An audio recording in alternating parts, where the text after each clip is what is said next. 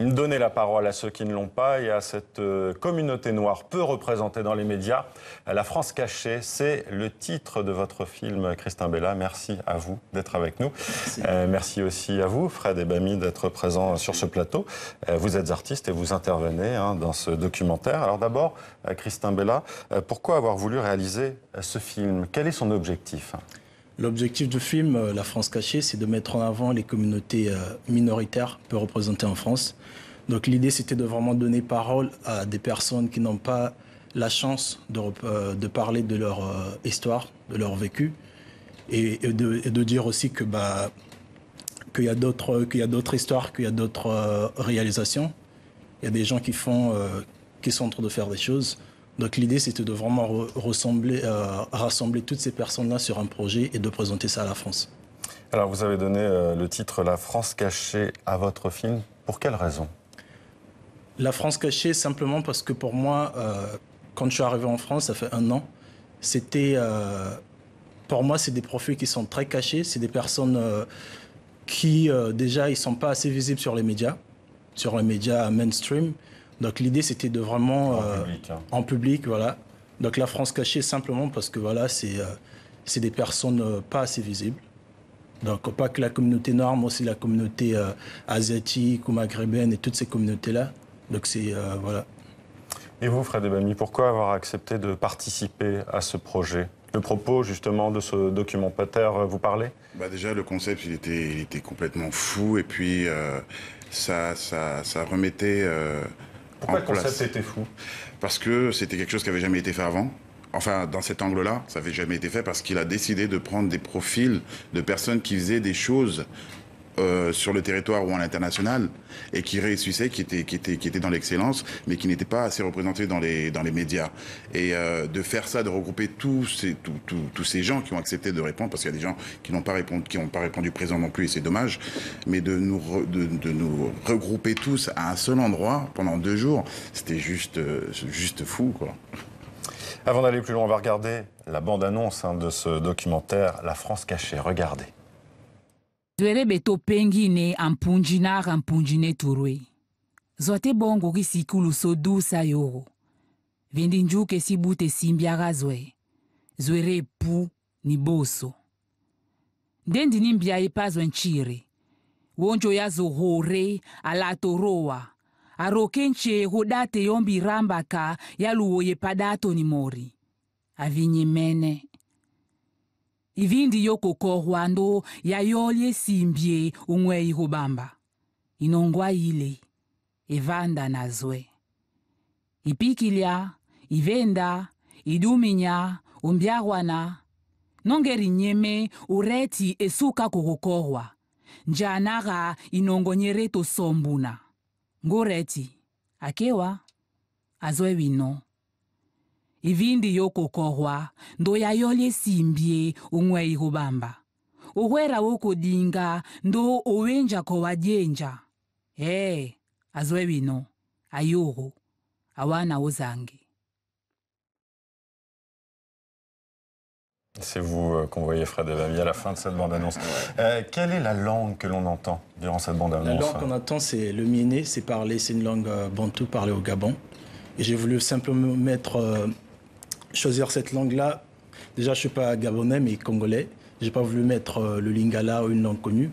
Le but, c'était de vraiment montrer, comme le titre le dit, des choses cachées. Donc, langue, culture. Donc, j'ai voulu mettre en avant cette langue parce que je la trouvais très belle. Et je voulais aussi la faire découvrir au public africain. Christin Bella, est-ce que pour vous, aujourd'hui, il y a des gens en France qui volontairement cachent ces minorités noires et leur culture? Volontairement, je dirais... je ne peux pas dire volontairement, mais je pense que c'est un problème de... peut-être c'est un problème historique, peut-être c'est un problème... surtout pour les chaînes ou pour des médias en tout cas. C'est... volontairement, je veux dire oui, parce que voilà, la France est quand même très colorée. On le remarque dès qu'on sort dans des métros ou partout. Donc voir qu'à la télé, il y a peu d'histoires de certaines personnes et plus d'autres, je pense que c'est volontiers. Est-ce que pour vous, il y a un problème de racisme inconscient en France? Le racisme, ouais, je dirais qu'il y a un problème de racisme inconscient et aussi racisme conscient parce que voilà, c'est quand même des choix. Aujourd'hui, quand on voit des médias, que ce soit télé ou quoi, on remarque beaucoup la présence d'une couleur. On remarque beaucoup la présence de la couleur blanche, alors que la France, elle est... Il y a les chiffres, hein, 14% de personnes non blanches à la télévision française pour 20% de la population française. Hein. C'est une enquête qui avait été réalisée par Via Voice il y a un an, justement. Donc effectivement, il y a une sous-représentation. Il y a une sous-représentation, c'est sûr. Après moi, voilà, ce documentaire, c'est vraiment une vision personnelle parce que je suis arrivé, ça fait un an, donc j'ai vraiment représenté déjà le peu. C'est en entendant les gens parler, je me suis rendu compte aussi personnellement qu'il y avait vraiment cette sous-représentation. Donc l'idée, c'était de dire que voilà, il y a des gens... la communauté noire, c'est pas que l'immigration ou les familles nombreuses. Il y a aussi des entrepreneurs, il y a aussi des gens qui sont allés sur la Lune. Il y a aussi des danseuses classiques dans des écoles hyper chères. Donc c'était de vraiment rassembler tous ces talents-là, toutes ces personnes et dire, voilà. Nous sommes aussi là, on fait des trucs et ça existe, quoi. Vous dites que quand vous êtes arrivé en France, au début de votre documentaire, vous avez redécouvert votre identité noire. Oui. Qu'est-ce que ça veut dire, ça, exactement? Redécouvert mon identité noire parce que j'ai passé presque 8 ans en Asie du Sud. J'ai passé 8 ans en Asie du Sud. Donc, du coup, c'est en Asie que je me suis rendu compte que j'étais noir. Et du coup, pendant toute cette période de 8 ans, j'ai un peu perdu les couleurs ou le côté de ma culture. Donc tu te désintéresses directement à ta culture parce que tu es ramené à des problèmes. Déjà, voilà, tous les pays d'Asie du Sud où je suis passé, il n'y avait pas le droit de l'homme. Donc du coup, ta dignité, ta personnalité noire ou culturelle, facilement, elle disparaît. Et quand je suis arrivé en France, tous les jours que je sortais, ça me rappelait au fait d'où je venais, que fallait que j'aille vers ma culture, fallait que je me reconnecte. Et tous les jours que je sors, je redécouvre cette culture-là. Et c'est très... c'est dommage que ce n'est pas assez représenté en France. Moi, je pense que comme un étranger, j'ai un œil... j'apprécie beaucoup. J'apprécie beaucoup de ces cultures-là. Je vois beaucoup de couleurs, je vois beaucoup de richesses, de musique et tous ces talents que j'ai représentés. Et voilà, j'ai retrouvé mon identité culturelle et je la découvre encore tous les jours.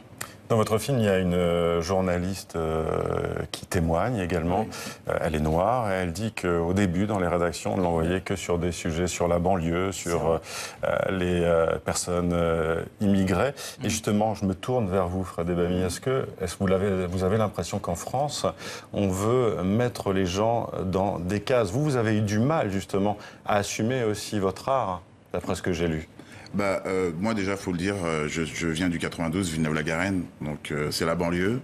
Donc il fallait déjà sortir de la banlieue pour rentrer dans Paris comme si c'était un autre continent. Ce sont les premières images du film, d'ailleurs, des images de train de banlieue. Et on passe à des images plus artistiques après. Mais effectivement, c'est le départ du film. L'idée c'était ça, en fait.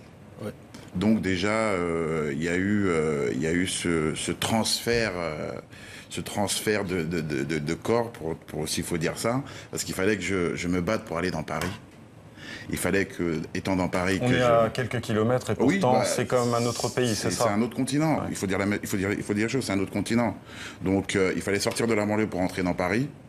Rentrer dans Paris, il fallait être accepté dans Paris. Et moi, étant noir dans le pop art, c'était pas un truc qu'on voyait tous les jours. Donc, vu la personnalité que j'ai, j'avais pas à me laisser faire. Donc, je crois que c'est ça qui me pousse aujourd'hui, qui me donne envie de faire des choses et de briser les barrières. Alors, dans votre documentaire, Christin Bella, il n'y a pas d'entretien filmé face caméra. Il s'agit seulement de témoignages en voix off. Pourquoi ce choix en termes de réalisation? Parce que j'ai voulu faire... Déjà, j'ai voulu faire, d'un côté, faire rêver les gens, faire penser, laisser les gens aussi se demander qui parle. Et les personnes qu'on voit dans le documentaire pendant 23 minutes, on se dit, mais qui est qui fait quoi, pourquoi... On a un peu perdu parfois, effectivement, mais je pense que c'était voulu. Ouais. Au début, on attend, il y a beaucoup d'attentes. On se dit peut-être qu'on va enfin voir la personne qui parle. Ouais. Peut-être qu'on va enfin avoir un dire synthé, voilà un synthé qui fait quoi. Mais l'idée, c'est La France cachée, c'est comme j'ai dit, c'est un projet, une série de documentaires. Donc l'idée, c'est après de emmener les gens à chercher qui est qui, parce qu'il y aura un site internet. Après, on va mieux présenter ces personnes. Dernièrement, j'ai fait déjà des vidéos, une sur Fred et Bami aussi.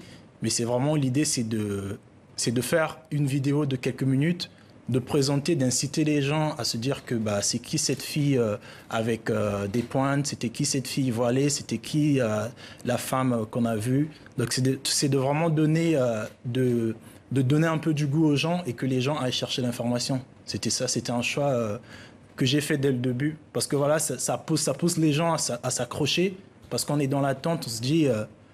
OK, il y a la musique, il y a la danse, il y a le silence, il y a le suspense. Qu'est-ce qui arrive après? Et c'est un style que j'ai personnellement choisi dès le début.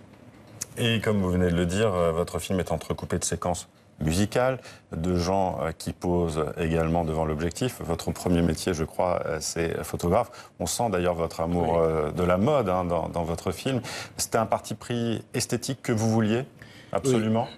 Absolument, parce que j'ai voulu mettre, comme j'ai dit au tout début, c'est un projet, c'est une interprétation déjà personnelle, parce que j'ai pris l'initiative de créer ce projet. Donc, du coup, j'ai voulu m'exprimer moi totalement comme artiste, en tant que photographe, mais aussi graphic designer, en tant que personne aussi. Et dans le projet, j'ai choisi exprès des personnes, toute mon équipe, j'ai choisi exprès des personnes noires, simplement parce que je pense que en choisissant une directeur de casting, une directeur artistique, c'est qui s'occupait de la direction artistique noire, je pense que naturellement, elle savait comment représenter une personne ou comment éclairer une certaine scène.